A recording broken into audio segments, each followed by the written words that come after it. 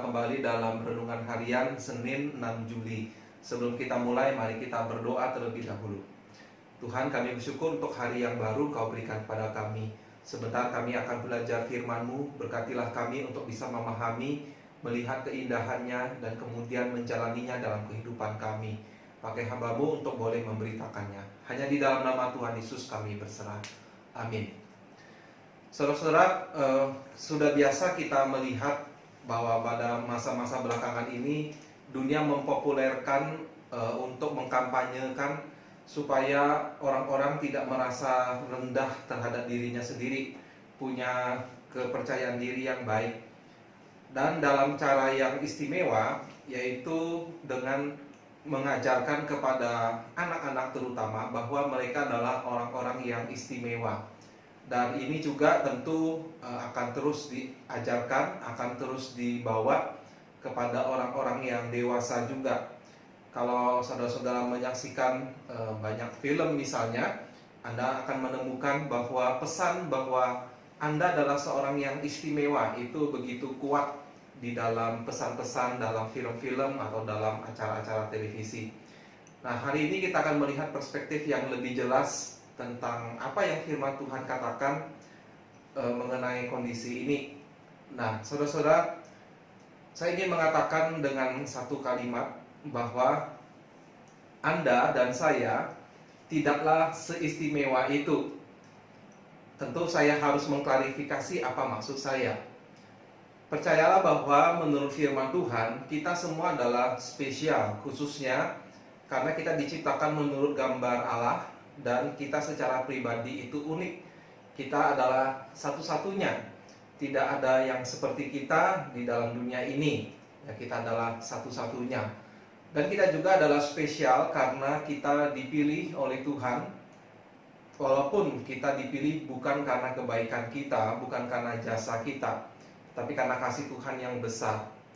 Dan di dalam Kristus kita menjadi umat pilihan Tuhan. Kita menjadi umat Tuhan. Kita menjadi seperti biji matanya Tuhan, ya. Jadi dalam pengertian seperti ini kita adalah spesial. Tetapi kita jangan sampai jatuh kepada dua masalah dari anggapan bahwa saya adalah orang yang spesial. Apa saja itu? Nah, saya akan mendasarinya dengan membacakan Filipi pasal 2. Filipi pasal 2 ayat 2b hingga ayat 6. Ya, demikian firman Tuhan.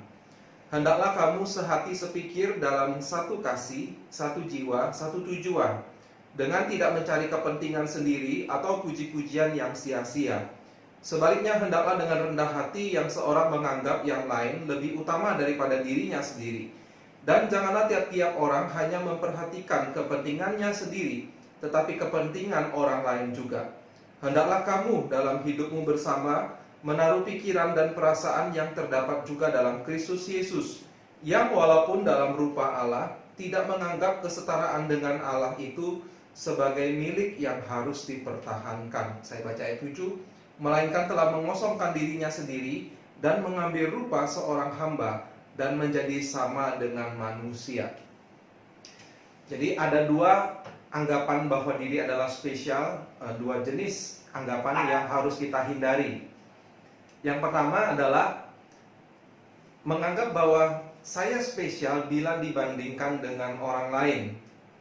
Nah, saudara-saudara, ini adalah salah satu pesan yang cukup kencang dibawakan oleh media-media umum, bahwa Anda spesial bila dibandingkan dengan orang lain.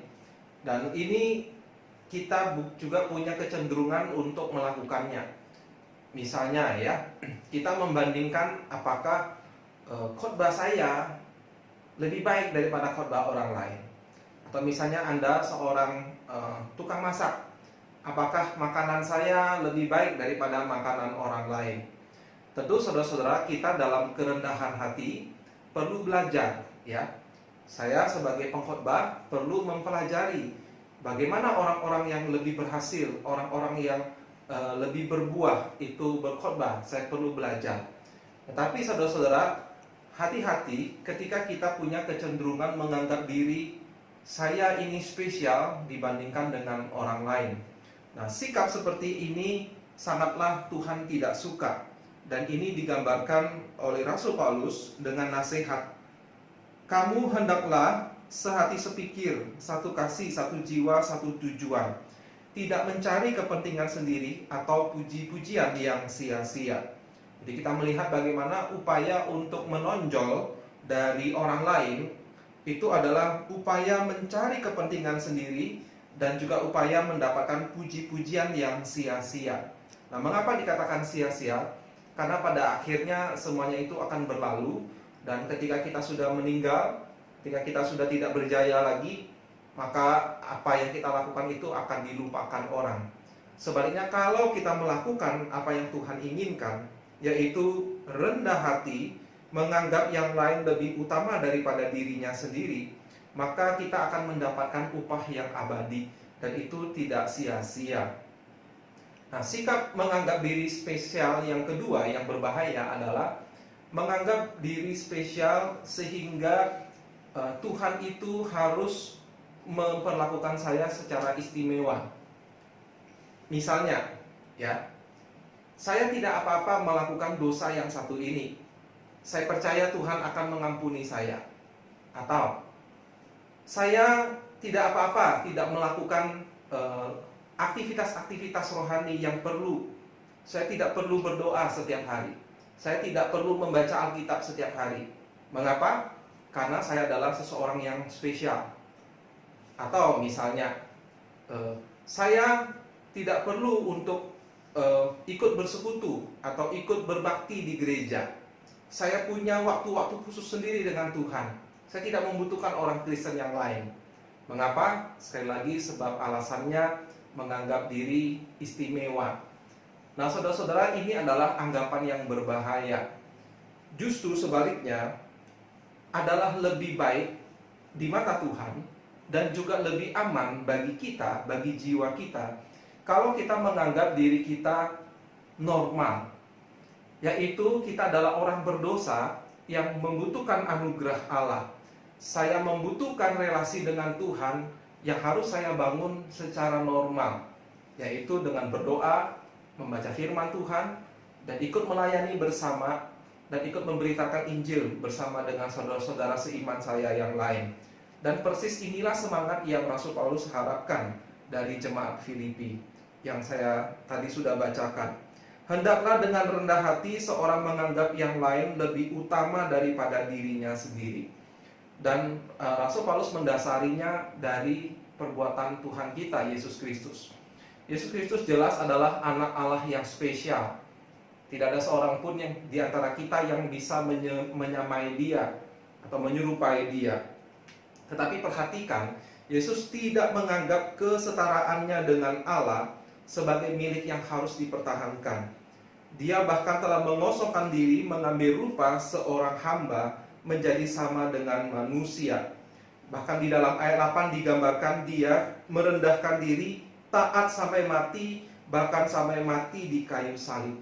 Jadi Yesus betul-betul menjadi manusia normal, saudara-saudara. Nah, kalau kita ingat bagaimana iblis pernah mencoba Yesus sebelum Yesus memulai pelayanannya, iblis ingin menyentuh, ingin memakai, menggoda Yesus dengan keegoisan diri. Ya, kamu itu spesial, melompatlah.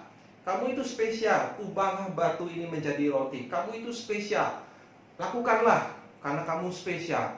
Tetapi kita melihat bagaimana Yesus menanggapinya, dan dia ingin melakukan apa yang Bapa kehendaki. Jadi saudara-saudara, kalau kita menganggap diri spesial, berbahaya sekali. Oleh sebab itulah mengapa saya mengatakan tadi, sikap menganggap diri normal saja justru adalah jalan yang aman bagi jiwa kita. Dan kita juga jangan lupa bahwa dengan kita merendahkan diri, dengan kita menghargai orang lain seperti yang Yesus lakukan, dan kita mendahulukan orang lain, mementingkan kepentingan orang lain, kita mengingat bahwa Allah menjanjikan upah. Kepada Yesus, Allah sangat meninggikan dia, mengaruniakan kepadanya nama di atas segala nama. Kepada kita pengikut Kristus, kita akan diberikan mahkota kehidupan.